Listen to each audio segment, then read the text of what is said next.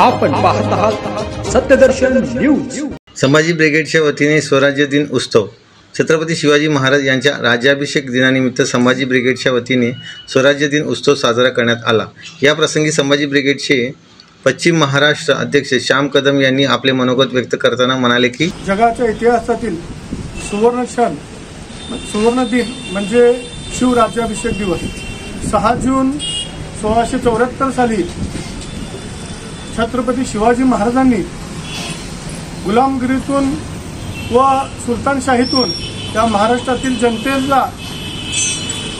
जनतेसाठी एक सुराज्य स्थापन केलं आणि सुराज्य स्थापन करून एक अनभिषिक्त सम्राट म्हणून जगाला काळ म्हणून राज्याभिषेक सोहळा मोठ्या दिमाखात रायगडावर करण्यात आला।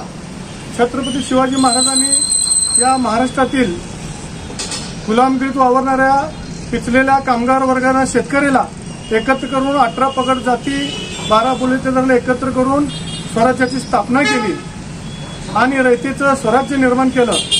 छत्रपती शिवाजी महाराजांचा राज्याभिषेक रायगडावर मोठ्या धामधुमीने साजरा करण्यात आला। हा एक इतिहासात सर्वात मोठा उत्सव म्हणून मानला जातो। आज रायगडावर बघितलात तर लाखो छत्रपती शिवाजी महाराजांचे मावळे अभिवादनासाठी जात असतात। आज संभाजी ब्रिगेडच्या वतीने आम्ही संपर्क कार्यालयामध्ये छत्रपती शिवाजी महाराज यांचा राज्याभिषेक सोहळा मोठ्या उत्साहात साजरा केलेला आहोत।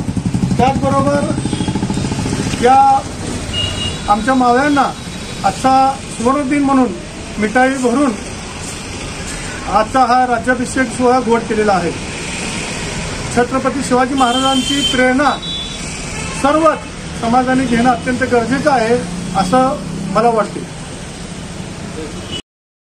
यावेळी कार्याध्यक्ष अरविंद शेळके, उपाध्यक्ष सीताराम बाबर, जिल्हाध्यक्ष संभाजी भोसले, शहराध्यक्ष मोनाली धुमाळ, रमेश चव्हाण, वैभव धुमाळ, लखन गायकवाड, राजेंद्र माने, रुपेश सिरसावलगी, शेखर स्वामी, तुळशीराम राठोड, सिद्धाराम कोरे, ज्ञानेश्वर कदम आदी उपस्थित होते।